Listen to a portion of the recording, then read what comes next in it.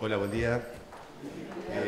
Bueno, me toca presentar acá al doctor Pablo Arias, es profesor titular de la Cátedra de Fisiología de la Facultad de Medicina de la UNR, ex presidente de SAT,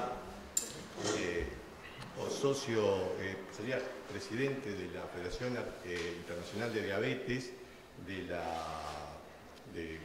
la parte sur y Centroamérica, ¿verdad? Sí. A partir del año que viene. Bueno, el doctor tiene cantidad de papers publicados y hoy nos va a hablar de fármacos esenciales en el tratamiento de la diabetes. Esto se buscó una cosa práctica donde no va a hablar de insulinas, va a hablar de fármacos orales y lo que sugieren las guías actuales de diabetes. Bueno, el doctor nos va a orientar sobre un uso racional de estos fármacos. Pablo. Gracias, Rubén. Bueno. No se adelanten, esperen a ver el producto antes de... gracias, bueno, al capítulo, gracias por supuesto a Edgardo, es un compromiso importante estar acá y el nombre Armstrong a mí me hace acordar a un brazo fuerte, tenemos que hacer mucha fuerza para cambiar cosas y esto en realidad no es transmitir sapiencia, no, la sapiencia está en los libros o está en las citas que acompañan cada una de las imágenes, que por supuesto las van a tener. Ahí está la sapiencia. Lo que yo quiero es transmitir una idea de cómo hay que ir evolucionando en el tratamiento y no hay que quedarse. Y por eso elegí estos tres fármacos, que son momentos distintos en el tratamiento de la diabetes, para ejemplificar. ¿Sí? Vamos a ver si pasa. Bien, estos son mis conflictos de interés. O sea que en realidad nadie me cree. O sea, si yo le digo a mi mujer que tengo otra, o si tengo 15 más, igual me va a cagar a palos. Así que tengo muchos, pero bien. Todo el mundo sabe que estamos entre un 10 y un 12% de los adultos en nuestro país con diabetes y que esto viene tironeado desde la epidemia de sobrepeso y obesidad y que las herramientas que tenemos para el tratamiento de la diabetes tipo 2 empiezan por las zapatillas, por eso está más grande.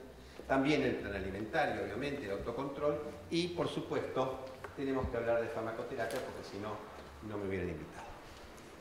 Bien, no, sería bueno que me invitaran para hablar de zapatillas, pero obviamente no doy el tipo como para hablar de zapatillas. Tengo el fenotipo más bien de plan alimentario, pero sin mucho plan. ¿Estoy muy lejos? No.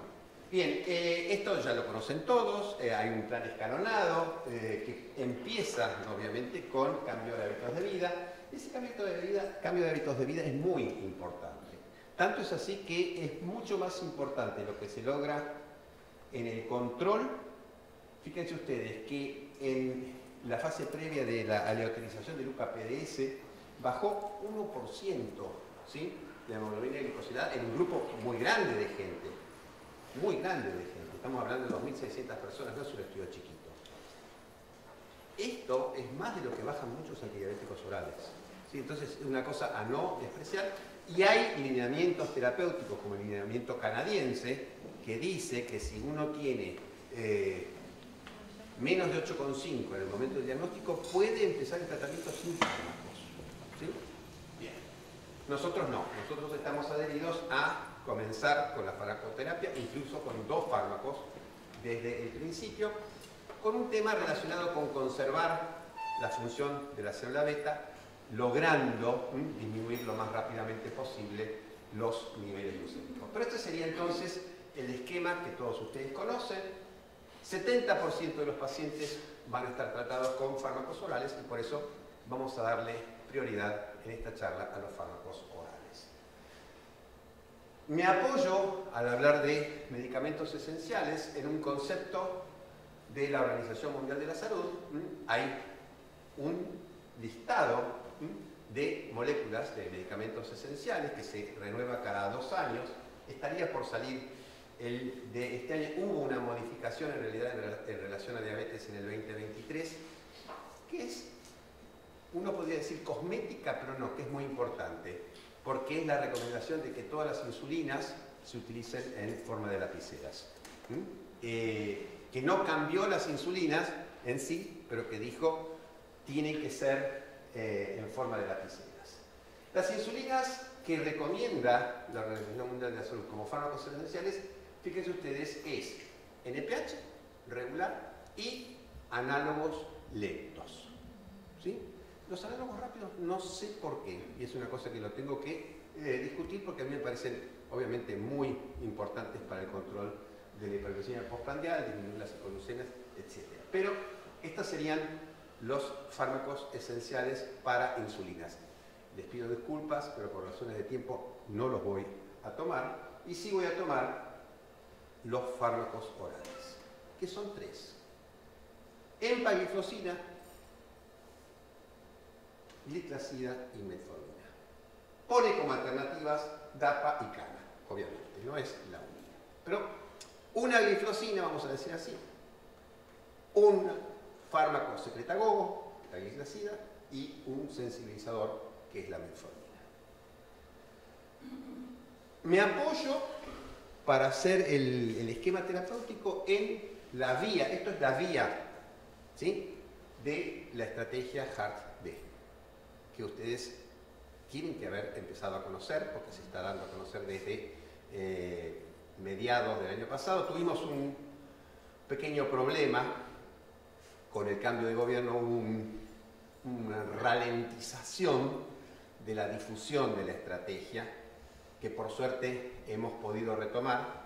Hace 2 semanas volvimos a tener reuniones con el Ministerio de Salud para seguir con el tema de la implementación de la estrategia, de las 3 estrategias, porque es factores de riesgo cardiovascular, diabetes e insuficiencia renal crónica.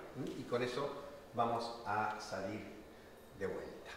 Vamos a salir al primer nivel de atención, vamos a salir a las universidades este es el plan del Ministerio de Salud, que está buscando apoyo en las universidades y está buscando apoyo también a nivel, por supuesto, de los gobiernos provinciales para hacer la difusión.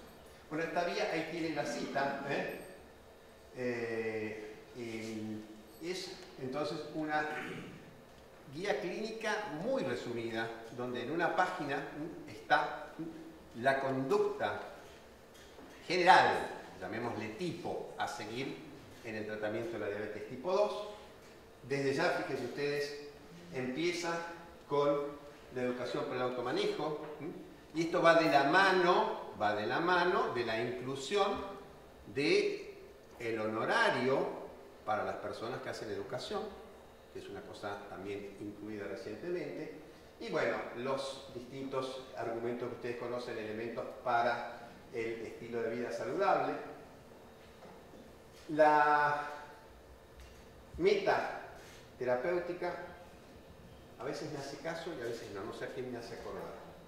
La meta terapéutica, tengo una niña de 16 años que, como les decía recién, el único no que no discute es el no hay señal. Ahí agarra un libro, hace otra cosa, pero el resto de los no los discute todos prolijamente. Bien, la meta, obviamente, terapéutica, sabemos perfectamente que es elástica y que si hay riesgo vamos a tener que cambiarla. Este es un concepto muy importante. También es muy importante el hecho de que no nos quedemos con los objetivos que dijimos, porque por ahí sube la creatinina y yo tengo que cambiar todo. Bien. Entonces hay que reevaluar. Con ese, entonces, esquema nos vamos a comenzar con metformina, 500, cambio de hábitos de vida, obviamente evaluar función renal, hepática, todas esas cosas.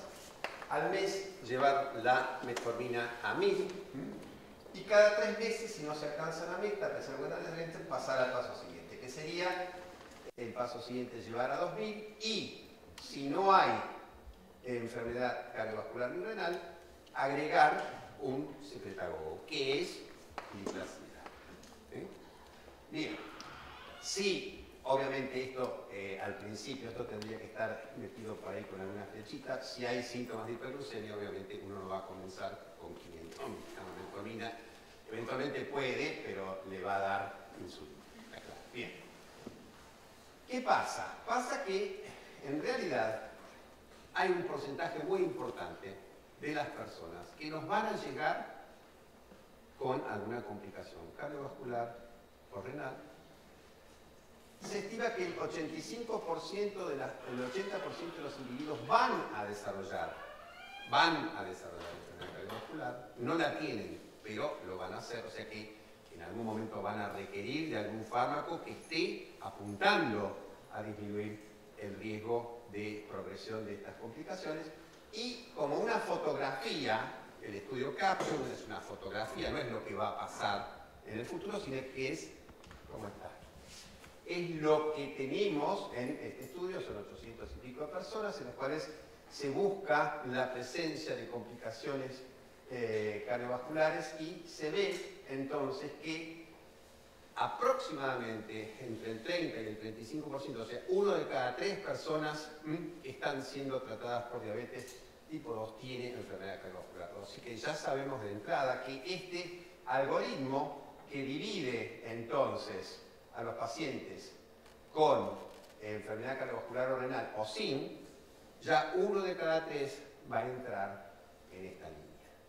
Y esta línea está agregando entonces al esquema de tratamiento un inhibidor de SGLT2.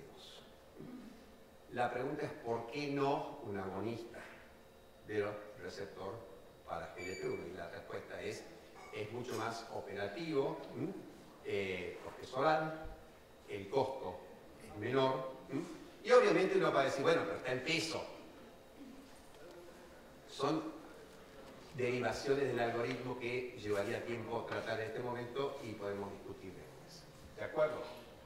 Le pedimos a un fármaco antidiabético que sea eficaz en cuanto a lo metabólico, en cuanto al peso, obviamente, y a la protección del órgano blanco. Lo vamos a lograr con las combinaciones, obviamente, porque todo junto no lo vamos a poder hacer. Como vamos a ver después, los inhibidores de SGLT2 no son buenos como antihiperglucemiantes. Que tengan un efecto duradero en el tiempo, o sea que no pierda efecto la droga, que sean seguros, que sean flexibles, y esto es importante, ¿no? Que tengan un impacto relativamente bajo sobre calidad de vida y el costo. Desde el punto de vista de la fisiopatología, nosotros sabemos, hay quienes dicen que hay un cuarteto, octeto, de todo, hay una orquesta de cámara ya para justificar vender fármacos, uno puede poner de todo, pero la fisiopatología de la diabetes 2 tiene 2 componentes, la insulinoresistencia y el déficit secretor, y tenemos fármacos para las dos cosas, y por suerte se agrega nuestro tercer grupo, que viene desde otro lado, sin necesidad, o sea, sin competir con los otros, con lo cual el efecto es aditivo. Con la metformina tenemos mecanismos de acción muy interesantes. Este es un típico ejemplo de serendipia, ¿no? Se usaba para tratar fiebre, malaria, una cosa así, y aparecieron efectos sobre la glucemia hace más de 70 años. Y sabemos ahora que tiene mecanismos moleculares de acción, la quinasa de AMP lineal, y todo esto modifica distintos elementos relacionados con la insulinoresistencia, pero también, fíjense ustedes, aumenta, tiene factores a nivel vascular muy interesantes. El descenso de la hemoglobina es muy bueno, la dosis está entre 500 y 2500, y lo importante es titular porque si no se pudre todo. Tiene ventajas, ¿sí? Protección cardiovascular demostrada desde LUCA-PDS, mejoría del perfil lipídico, mejora la cantidad de receptores para GLP1, mucho tiempo de utilización, muy bajo costo, es neutra sobre el peso corporal, tenemos el problema del filtrado, sí, pero no es como era antes, ¿no? Que decíamos, oh sí, a una persona de más de 70 años no le den, no, se acabó eso. con un filtrado de más de 45 se puede seguir dando, y cuando el filtrado baja de 45 hay que reducir la dosis si es que está recibiéndola, y si no, no iniciar. Si el filtrado baja de 30 hay que suspender.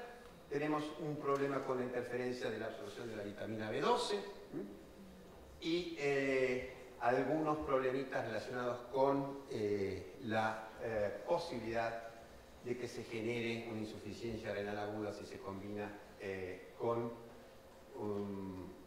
digamos, una baja, de alguna manera, estado de hidratación insuficiente, filtrado bajo, etc. Y el problema desde siempre, desde que se inventaron estas drogas, ¿no? El riesgo de acidosis láctica. Sería un perfil de la metformina. Pero fíjense ustedes, esto me lo dio Alicia Elber, que la metformina baja la albuminuria, sin embargo no son estudios, son, como se dice, subrogados, o estudios ancilares que no fueron planeados, sino que fueron hallazgos. Existen estudios retrospectivos que muestran disminución de la mortalidad. O sea que no es que la metformina es una mala droga porque no toca el blanco. Toca el blanco. Toca el blanco, el órgano blanco, en muchas cosas, ¿no? Como ven ustedes.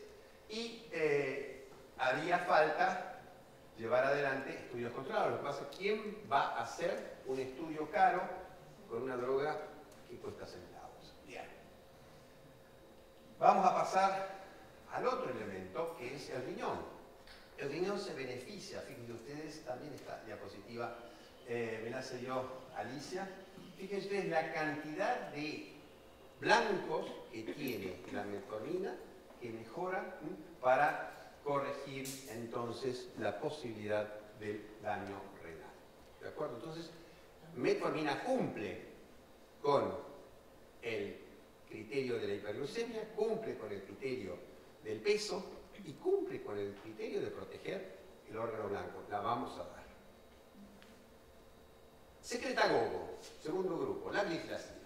¿Por qué la gliclazida? Vamos a ver después. La dosis, dependiendo del tipo de preparado, va a ser entre 80 y 240 o entre 30, 60, 120 miligramos de acuerdo al tipo de forma farmacéutica. El mecanismo clásico de la sulfonilurea, la unión a un receptor que está asociado al canal de potasio, el canal KIR 6.2, despolariza la célula beta, secreta insulina. ¿Cuál es el problema? El problema va a tener que ver con que está cortocircuitando, o sea, puenteando el control de la secreción de insulina por la glucosa, ¿no? Y de ahí el riesgo importante. El efecto antihiperglucemiante es muy bueno y la preferimos frente a la clásica sulfonilurea, la glibenclamida, que sí tiene un riesgo muy importante de desarrollar hipoglucemia cuando disminuye el filtrado glomerular. ¿De acuerdo? Hay una relación directa, fíjense ustedes que a medida que cae el filtrado glomerular, el riesgo de desarrollar hipoglucemias con sulfonilurea se incrementa hasta 10 veces. Hay un buen efecto comparativo, ¿no? Este sería gliclazida y este sería glibenclamida. Es un poquito más débil quizás, menos potente que la glibenclamida, pero tiene una gran ventaja, y es que la unión, este sería el receptor SUR1, donde se unen las sulfonilureas para actuar, y como ven ustedes tiene distintos segmentos. La gliclazida se une solo a uno de los segmentos, el segmento A, mientras que la glibenclamida se une a los dos, y esto le da un poquito más de potencia, pero le da un mayor riesgo de desarrollar hipoglucemias. Como ustedes ven acá, esto es comparativo con glibenclamida. En estudios en los cuales se compara gliclazida con glibenclamida, el riesgo de desarrollar hipoglucemias es mayor. Y esta es una de las razones por las cuales ha sido reemplazada en la mayor parte de los planes. La mortalidad cardiovascular, mortalidad general, es mucho menor con gliclazida que con glimetrida, y sobre todo con glibenclamida. Y acá tenemos lo mismo en otro estudio, glimetrida, repaglinida, glibenclamida, y bien arriba, fíjense ustedes, gliclazida. Y esto es un estudio, los otros son estudios retrospectivos, en donde tenemos el problema famoso del sesgo de asignación a los grupos terapéuticos. Acá no, estos son estudios prospectivos de seguimiento, y fíjense ustedes que de los fármacos utilizados en esta base de datos de Dinamarca, metformina y gliclazida son los que están aquí abajo, independientemente de la presencia de infarto agudo miocardio o no, siempre el riesgo es más bajo cuando estamos usando estas dos drogas. Tiene algunos efectos especiales la molécula de gliclazida que no presentan las otras sulfonilureas. Y fíjense ustedes con respecto a protección de órgano blanco, este es un estudio muy grande, 11.000 pacientes, el estudio Advance, que es seguido después en su segunda fase de Advance On, en el cual se utiliza gliclazida como agregado al tratamiento estándar o no. O sea, la presencia es el hecho de agregar gliclazida al tratamiento estándar, y fíjense ustedes que el grupo entonces tratado en forma intensiva al que se le agregó gliclazida tiene entonces una incidencia acumulada mucho menor de enfermedad renal. Y esto se demuestra entonces con fíjense ustedes, el riesgo claramente disminuido de desarrollar enfermedad renal terminal para la gliclazida. Este fue el primer estudio, esto es previo entonces a los estudios con las glifosidas. Vamos a los inhibidores de SGLT2, el mecanismo ya lo conocen todos, es el bloqueo de la reabsorción a nivel del transportador de sodio-glucosa. El efecto antihiperglucemiante no es tan bueno como el de las otras dos drogas, y obviamente se agrega pérdida de peso por la pérdida calórica, bajo riesgo de hipoglucemias, disminución de la presión arterial, disminución de la glicemia, que es un factor de riesgo cardiovascular agregado, disminución del trabajo del volumen del ventrículo izquierdo porque estamos perdiendo sodio, estamos bajando volumen, y el hecho de poder sumar a las otras drogas que ya mencioné. Algunos trastornos no muy relevantes, micosis urogenitales, algunos describen sarcopenia, disminución de la mineralización ósea, cosas que hay que vigilar, y los episodios de cetoacidosis asociados a su uso, trastornos electrolíticos, ojo cuando se asocian con diuréticos de asa, etc. Este es un tema que se vio en el uso de uno de estos fármacos, que es la canagliflozina, que ahora no está en el mercado. Y obviamente el precio pasa a ser también un factor limitante.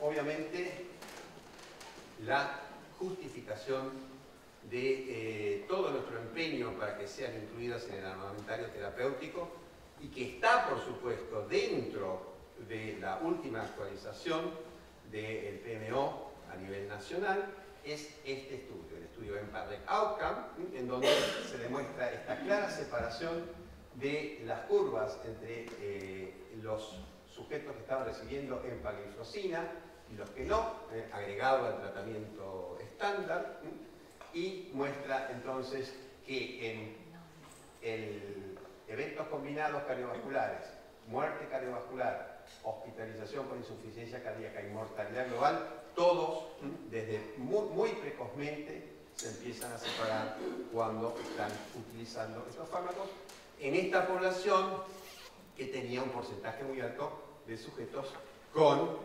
lesión, o sea, ya con enfermedad cardiovascular o insuficiencia cardíaca presente. Pero después los estudios se fueron completando, y como vamos a ver, que estos primeros estudios de 2010, beneficios metabólicos en los pacientes con diabetes tipo 2, beneficios cardiovasculares y renales, alrededor de 2015, y luego se agregan en los pacientes con insuficiencia cardíaca independientemente de la presencia de diabetes tipo 2, y lo mismo con respecto a los beneficios renales, también independientemente del estatus glucémico. Y bueno, estoy para terminar con una diapositiva que presento frecuentemente. La molécula no es todo, tenemos una serie de factores que están condicionando la posibilidad de que esa molécula sea o no favorable, relacionados con el paciente, como por ejemplo la cobertura de salud, asociados con el prestador, o sea, el equipo, si es un equipo conformado de tal manera que pueda cubrir los distintos aspectos del tratamiento, la frecuencia de las consultas, otro hecho muy importante que está modificando muy sensiblemente el resultado, y por supuesto ligados al tratamiento, la frecuencia de administración. Tenemos un problema, no es lo mismo dar un fármaco 4 veces por día que darlo una, y la presencia de eventos adversos que van a limitar el cumplimiento por parte de los pacientes. Y eso es todo. Quiero de alguna manera agradecerles su atención y quiero invitarlos a que discutamos un poquito cuál es la situación en su ámbito de trabajo con respecto a estas tres drogas. ¿De acuerdo? Gracias.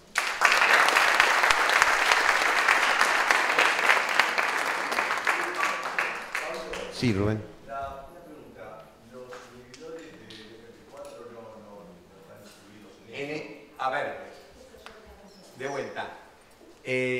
Tomé una guía, que es la guía de los medicamentos esenciales, porque el título de la charla, que considera esenciales la Organización Mundial de la Salud. No es que no tengan aplicación, es que si nosotros tenemos que defender a nivel del armamentario terapéutico en el sistema público un fármaco y uno tiene que elegir, vamos a defender las glifosinas, ¿de acuerdo?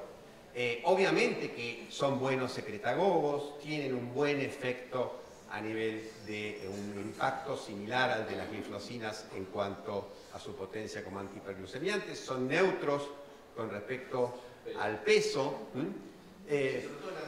pero exactamente, tienen una discreta ventaja con respecto al riesgo de generar hipoglucemia. Sí, no, seguro. No hay ninguna duda. De vuelta, tenemos que ir a lo grande y decir que 30% de las personas que vamos a estar recibiendo van a necesitar una glifosina. Entonces, hay que pelear y después decir, bueno, lo otro son situaciones de excepción, pero la glifosina tiene que estar garantizada, ¿no? ¿De acuerdo? Por eso la inclusión en esta presentación, que ya les digo, es más política que científica. ¿Qué criterio toma la Organización Mundial de la Salud para decir que un medicamento es esencial? El impacto que tiene a nivel de un grupo importante de pacientes. O sea, va a los números grandes y a las diferencias que se obtienen en cuanto a los resultados.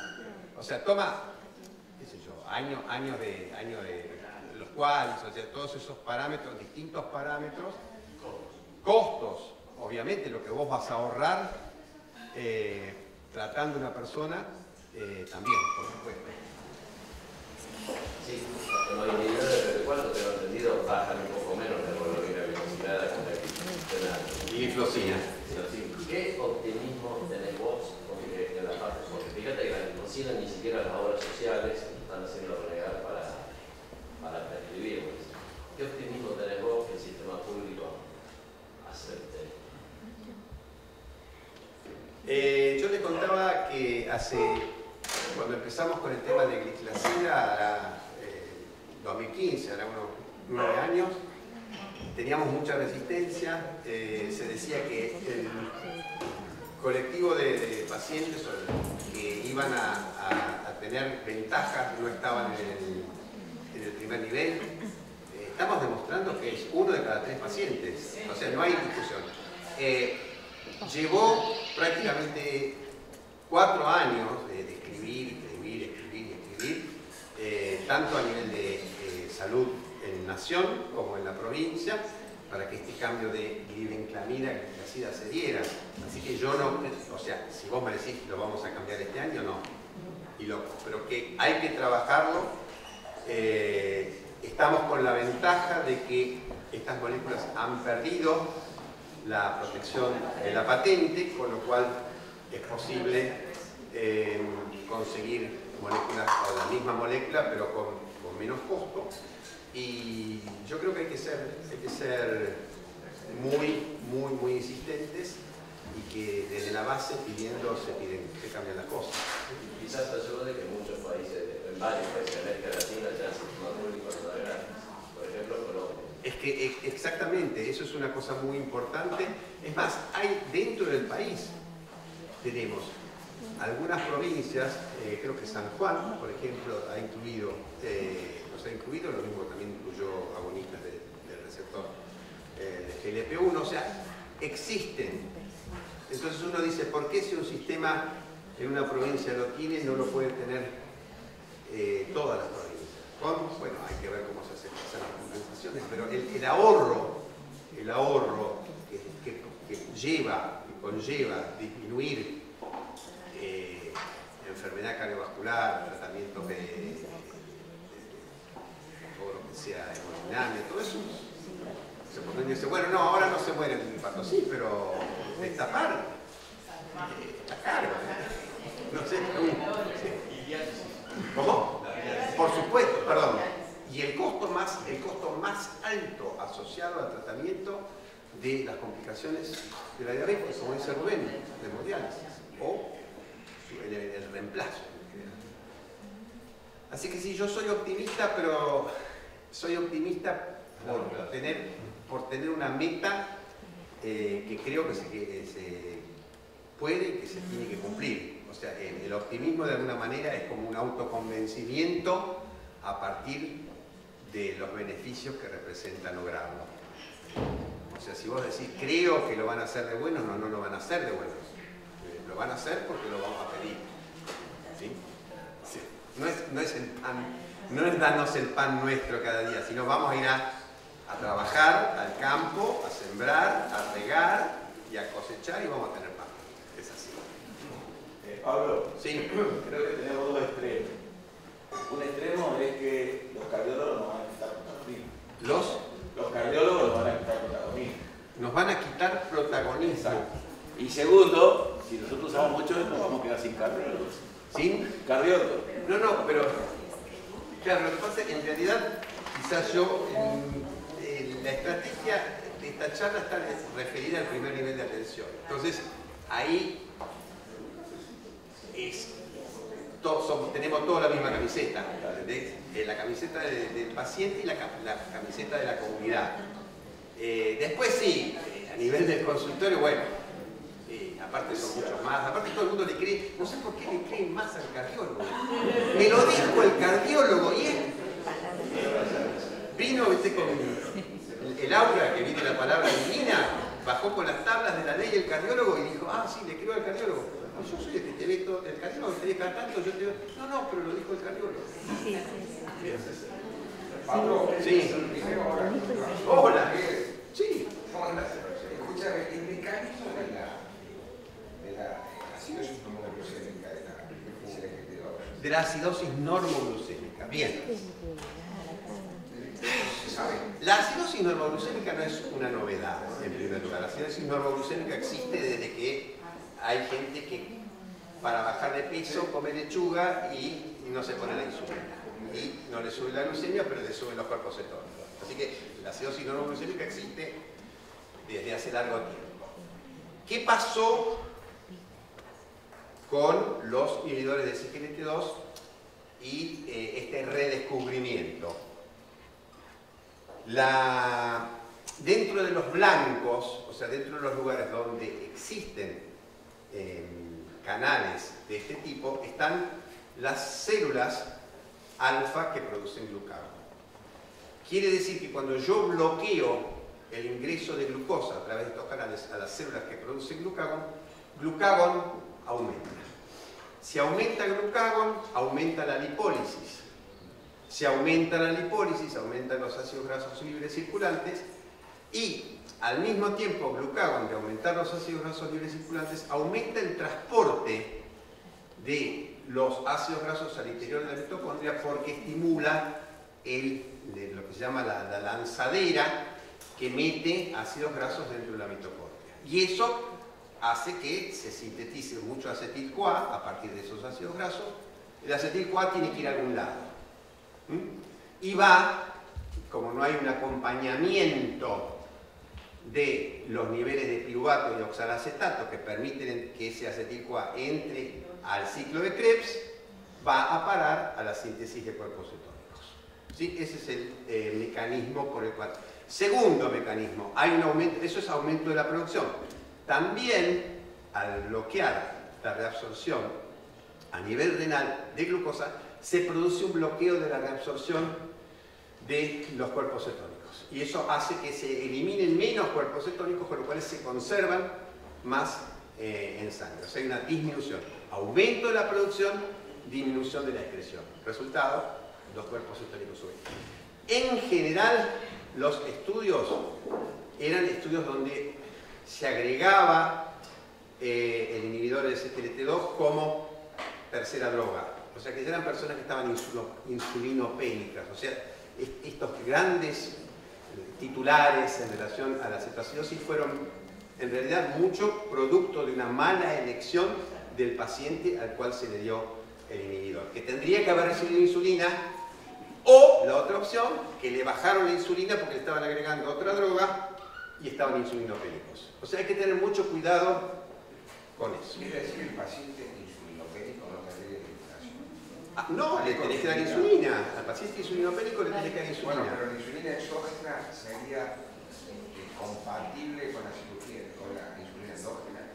Mientras hace insulina... Mientras esté insulinizado no hay problema. Tiene que estar en un caso de una paciente insulinizada. Sí. Hizo una situación que sirvió. Bueno, corté yo, corté al laboratorio.